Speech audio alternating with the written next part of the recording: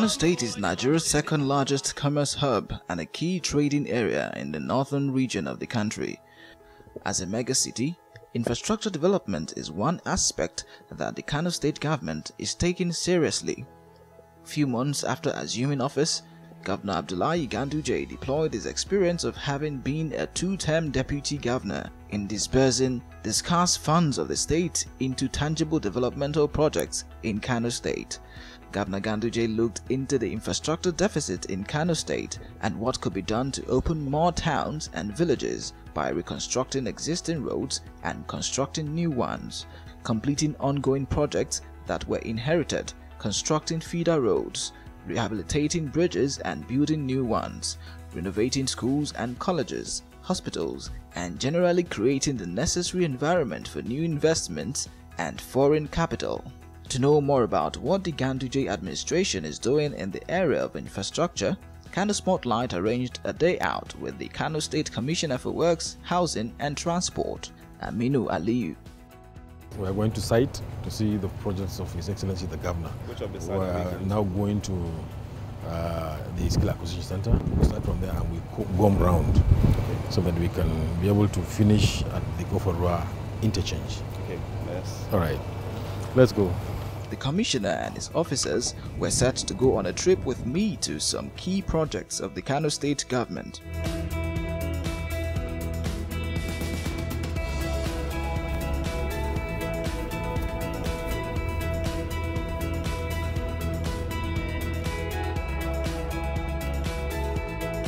We arrived at an ongoing project. This is an ultra-modern skills acquisition center under construction to empower teeming youths in the state. We are now at the ultra-modern skill acquisition center, Kano, and you can see the site is under construction. 500 youth in every 3 months. So in a year, you can train about 1,500. Yes, this is a project that is supposed to be an 18-month project. It started in June 2017 by this administration, and you can see the speed.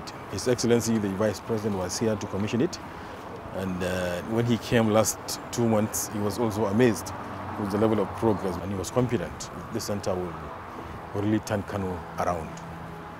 So what should the youth, what should they expect when this building is completed? After completing this building, the ugly story of youth unemployment, idleness, and the associated biases will be gone. Like I said earlier, in a year you can fool about 1,500 youths off our streets, and you can imagine if this continued. And the youth that you now graduate from here will go and start enterprises. Some welding, some carpentry, some shoemaking. They will also take off other youths off the street as apprentices, as you know. So the 1,500 are going to provide employment for another, let's say, 10,000. So it's going to be a chain reaction, and it's going to be continuous forever. The intention of government now is to run this place business unusual. We are not going to have normal civil service institutions as is obtainable now. His Excellency is of the opinion that we passion it such that it's going to be semi-independent. It's not going to be centrally controlled in government. So there's going to be a board that is going to be operated by private individuals, and not only youth from Kano, from the neighboring states here in the north and even outside the country. You can come maybe with some little tuition fees and get skills here and go. By doing that, you are reducing unemployment in Kano, in northwest, in the north, in the entire country, and our neighboring countries, Niger, Chad, Cameroon, are all here in Kano. So you can't help but also address that angle of the situation. So, Honorable Commissioner, are you impressed with the level at which this project is going? Yes, very, very much impressed. Because like I said, in less than 9 months, it has changed from ordinary DPC level to roof level. You can see the walls have been plastered, rendered. If you look at the fence, it has been painted. If you look at the road networks, the drainages.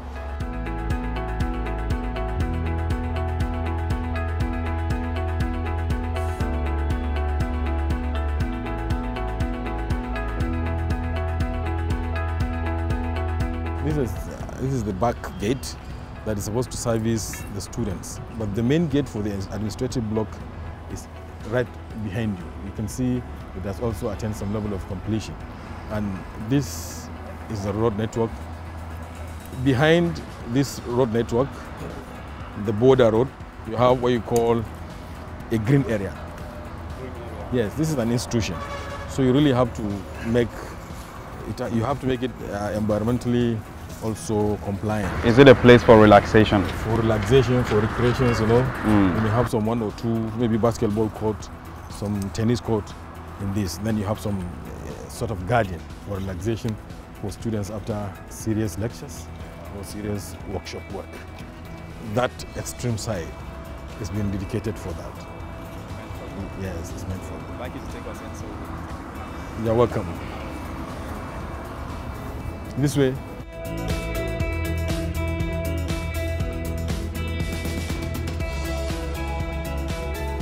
This area you see are parking lots, the administrative parking lot this way. So when you park, there will be some walkways into the main entrance. This is the entrance square. Okay. So you have some steps there, it's under construction. Then you come on. You're going to come on directly on those steps, then into. We have to take the side now. Yes, let's see the first welcome area. You can see how busy the site is. In this site, you have about 3 gangs for masons alone. And each gang has about 50 for 25, 50 number individuals. So you can imagine, even from the masonry side, you have about 150 jobs created. Like for the last 20 years, these guys have been busy here. After the masons, you have the carpenters, you have the iron benders, you have the welders, you have the security men, you have the landscapers. Like I said, we have soft and hard landscaping. You have the painters, you know, you have the general labor. General labor, they are not specialists in anything. They just come in the morning, about 100 of them. We just assign them to individual projects. Fetch this, bring blocks, move stones, fetch blocks, move sand. You know, these are manual labor. They're not specialists, but they are ready with their strengths to work every day. That is about 100 number. So this area gives jobs on an average of 350 people on a daily basis, Saturday and Sunday inclusive. So you can see even from this small arrangement, jobs have been created in Kano. And most of them will perfect and learn other skills here as they work, and they will be employed elsewhere.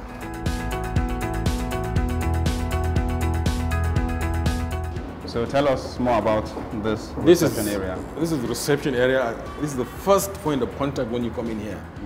A reception exhibition. We are exhibiting whatever the students or the youth are able to produce here. Leather works, the type of concrete molds, the type of machines they are able to manufacture, the computers they can fix. We all display it here. Sometimes as they are working, somebody who is coming in will have a glance of, even if he would just come here and go back, he will have an idea of what is happening inside without really going inside. So you have some displays here. We will have some stand where we display all that we produce here. So that is the essence of display. That is why it's been here, so that as you pass, you have a glance and you can develop interest in one or two. Some of the things you see here. Yes. This is the main assembly point, the lecture hall, and it's designed such that it can accommodate about 550 people at the same time. Like I said earlier, we have about 500 students. Then we added the 50, including the tutors, the visitors, and whatever. So it will contain about 550 guys here at a time. This is such that if there is going to be a general discussion as per either the school or any other thing, like now, if you want to sensitize the students on the voter registration, you can assemble them here and tell them. If there is any security challenge, you assemble them here. If there is any new thing that you want to pass on to the students, or there is a graduation activity or event, this is where it will happen. This is the main stage where I think, and it can be for lectures. If there is any general study or any general knowledge that you want to pass on to this youth, you assemble them here, and maybe you teach them or you tell them whatever you want to tell them here. So what are some of the things that are provided here to ensure the environment is conducive? There is going to be, like you have seen, fans are on. We have standing split ACs that are going to be in place. We have dismountable chairs. You know, because of the nature of the place, you will fix them, and if you need more space, you reduce some lines. So this is all, you know, because it is under construction, you have the fans, the ACs, and you have some provision for projector. In case you want to, you know, more multimedia, is ceiling mounted, is going to come on board. Anytime you have any program, you just put the screen on board and you project. And whoever is lecturing will not be able to tell the entire students. It's been done in stages. Some will stay up till the last row here, and some will be on stage so that the high table will be so clear and visible from any angle. And we have emergency doors, those two doors empty into the lobby behind, and we have two this.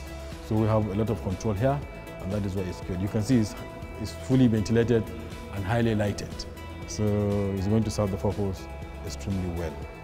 We have the contract for the construction, which is about 1,159 million for the building, 100%.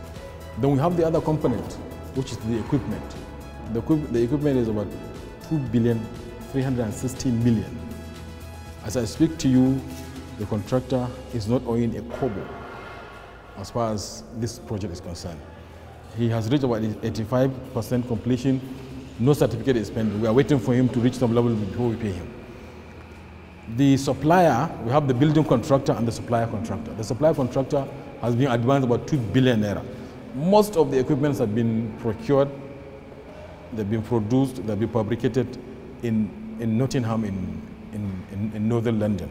I was there, His Excellency the Governor was there, we've seen it.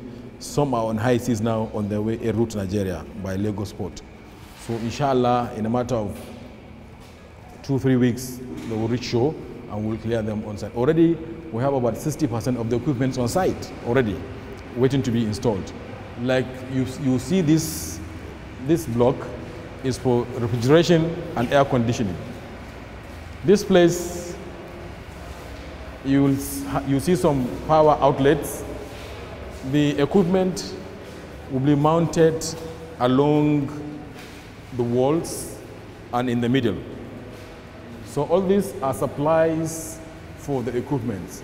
Soon, in about 2 weeks, maybe you come back and witness the beginning of the installation of this equipment.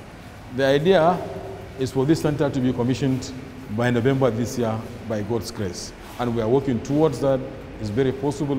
In fact, as per our program, we are already 10 days ahead of schedule. So we will meet up, and I'm sure we'll catch up. So this is how almost everywhere we will go to other places, you see. This is for only refrigeration and air conditioning. This is where our students, our youth, will learn how to fix refrigerators, air conditioning, and the entire cooling system, even in cars. This is where they will learn it. And I'm sure Nigeria, Kano and Nigeria needs this type of skills seriously. It's not gender dependent. It's not hotel and hospitality, it's not catering, it's not home management, it's not food and nutrition. It's food processing. How do you add value?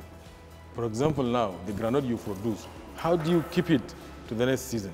If you want to sell it, how do you add value before selling it so that the producer or the manufacturer or whoever is going to process it, maybe a factory owner, can now go to the next level? Instead of like the tomatoes. Tomatoes are one of the most precarious situation we find ourselves. We produce a lot of tomatoes in Kano, but we don't know how to process it. Thank God some investors are indicating interest. Now, but we want to, like I said earlier, localize our technology, adopt to suit our conditions. We have a very hot climate, so how do we process our food so that it doesn't get rotten, it doesn't get destroyed as temperature increases? So that is the idea, and that is His Excellency's vision for putting this place together. And it has also a roller shutter door, it's a bigger door, so that if you have large consignments, you can bring them and process them accordingly. You also have the tutors and the tools office there, 2 offices there. Yes, some are bigger, some are shorter, depending on need. You know, you have to design it. It's fully ventilated, highly lighted, you know, so illuminated, so that we can operate even at night.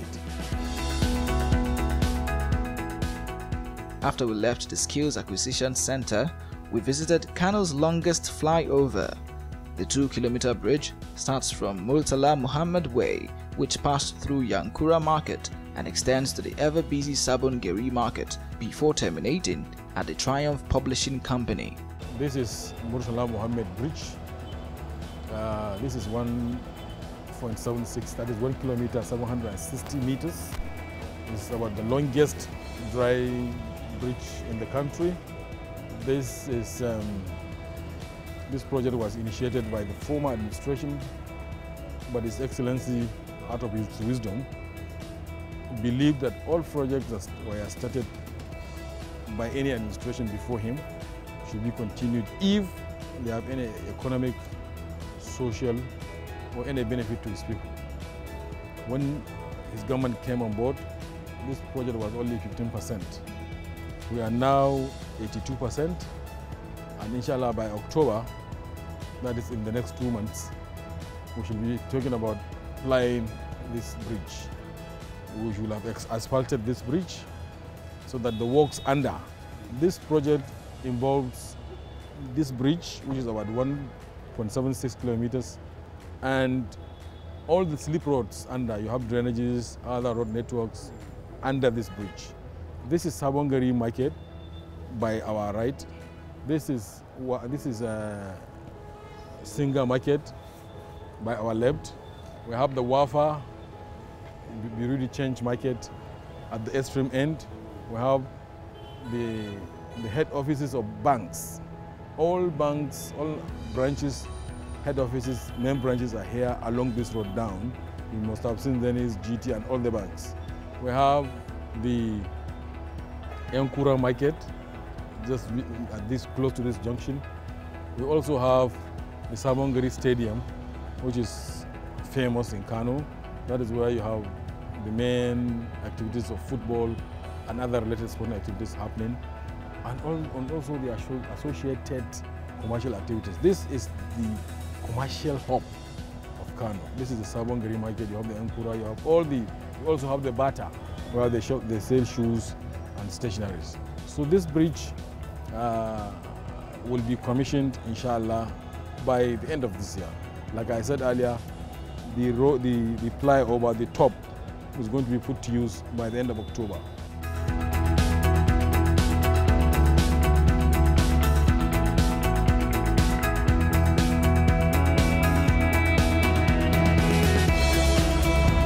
We are now at the Oparua Bukabo Barras Katuna Road interchange. Anybody that knows this place before now, somebody who is conversant with Kano, knows this used to be the most serious Greek lock, where you have the highest number of traffic congestion.